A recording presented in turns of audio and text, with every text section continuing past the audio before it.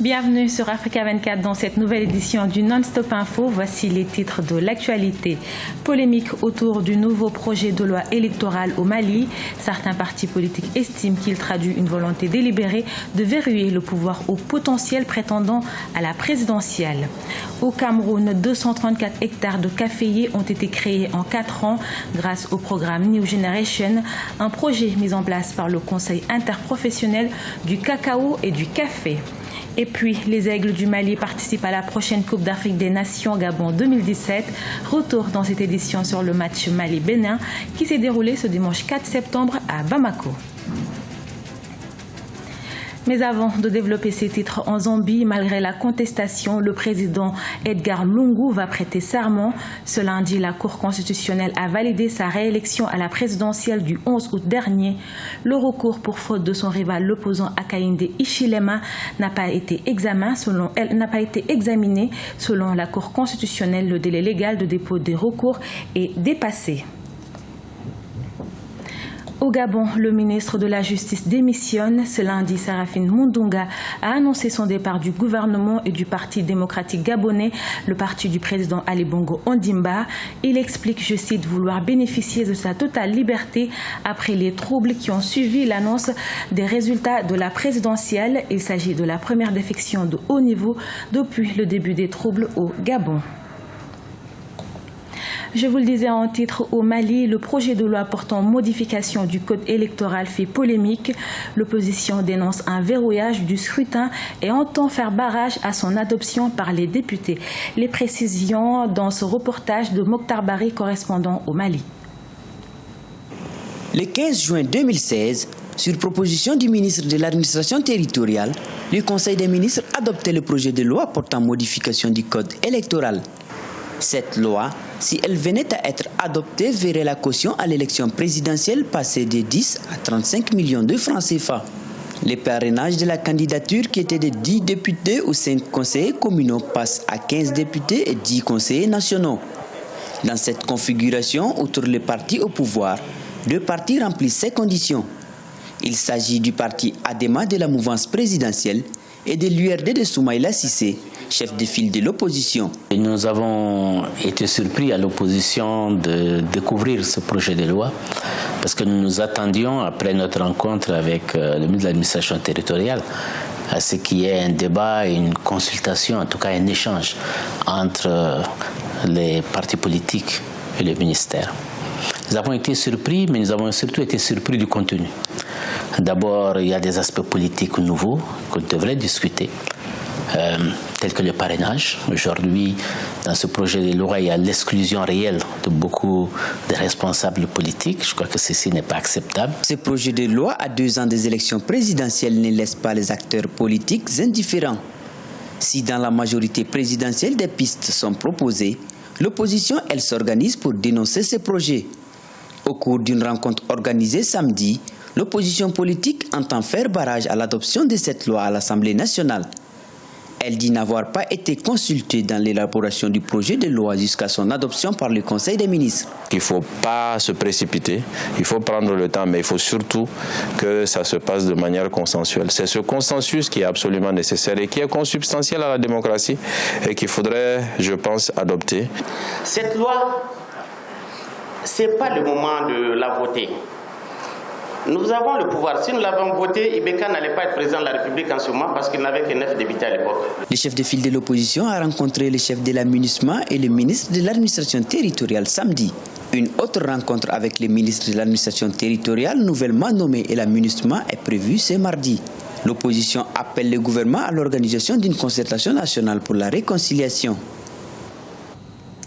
Au Burkina Faso, tous les anciens ministres du président Blaise Compaoré sont convoqués ce mardi à la gendarmerie. Ils seront entendus dans le cadre de l'enquête sur l'insurrection populaire qui a fait une trentaine de morts et de nombreux blessés. En juillet 2015, les députés sur la transition les accusaient d'avoir adopté le projet de loi pour modifier l'article 37 de la Constitution. Le projet qui a engendré la révolte populaire et la chute du président Blaise Compaoré le 31 octobre 2014. 234 hectares, c'est le nombre de caféiers créés en 4 ans au Cameroun. Une réalisation rendue possible grâce au programme New Generation, un projet mis en place par le Conseil interprofessionnel du cacao et du café avec comme objectif redynamiser la production caféière qui est en baisse. Birama Saonera nous en dit plus. Des 134 hectares de caféiers ont été aménagés dans le cadre du programme New Generation. Lancé en 2012 par le Conseil interprofessionnel du cacao et du café, ce projet a pour objectif de rajeunir les vergers cacao-café dans le pays. Il vise aussi à inciter les jeunes producteurs à s'intéresser à la production du café au Cameroun. Cependant, l'obtention des terres cultivables pose souvent problème. La stratégie de New Generation étant axée autour, la cible étant les jeunes, ces jeunes n'ont pas de terre. Du moment où les jeunes n'ont pas de terre, ils vont s'appuyer sur ce que les parents ont. Or, tous ces jeunes qui sont issus de 2, 3, 4 lignes, chapeautés par un seul monsieur, ont désormais 2 ou 3 hectares à partager, alors qu'ils sont 5, 6, 7. Vous voyez, donc les espaces occupés par chacun des jeunes vont davantage se rapetir. Donc l'objectif d'avoir multiplié en l'espace de 4 ans par 5, la production est extrêmement irréaliste. Le Cameroun a produit 23 865 tonnes de café au cours de la campagne 2014-2015, ce qui représente une baisse de plus de 27% comparé aux 32 800 tonnes produites au cours de la campagne 2013-2014. Les experts estiment que l'accent devrait être mis sur les infrastructures agricoles et routières pour améliorer la production du café au Cameroun. La production caféière du Cameroun avait chuté de pratiquement 30-40% simplement parce que les voies d'accès aux champs pour pouvoir enlever la production existante qui était là, n'avait pas été aménagée et on était passé de 35 000 tonnes à près de 17 000 tonnes.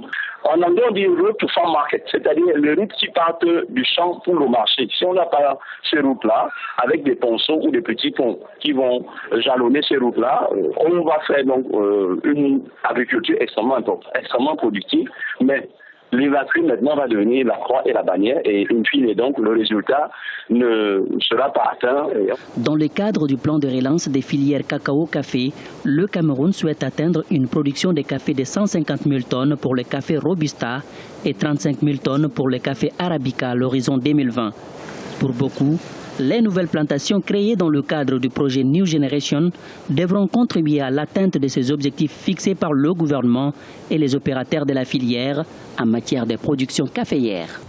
À la page sport, le Mali participera à la prochaine Coupe d'Afrique des Nations Gabon 2017.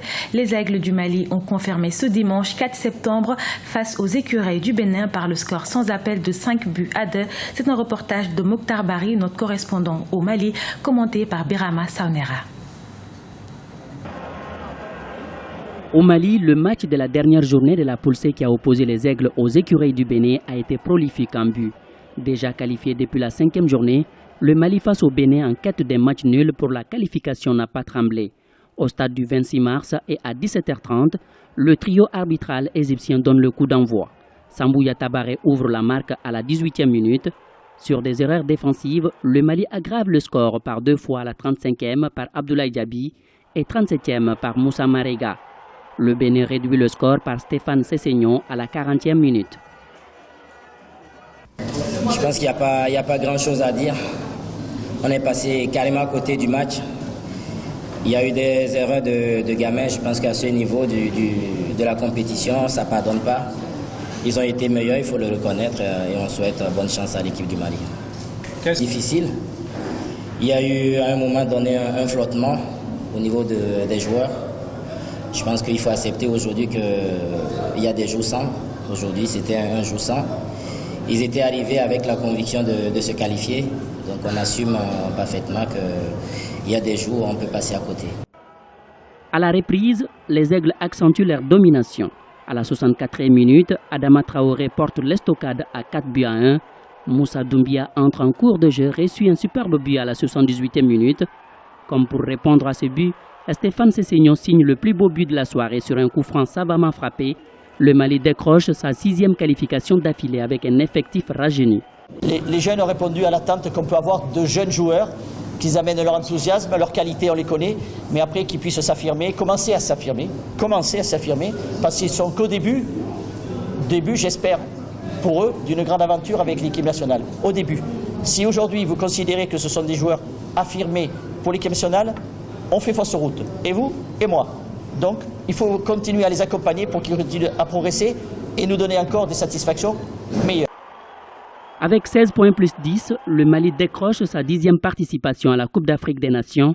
Le rendez-vous du Gabon acquis, place aux éliminatoires de la Coupe du Monde Russie 2018 où le Mali aura fort à faire face aux voisins ivoiriens et au Maroc dès le mois d'octobre. C'était le journal de la rédaction. Merci de votre fidélité. Restez sur Africa 24, l'information continue.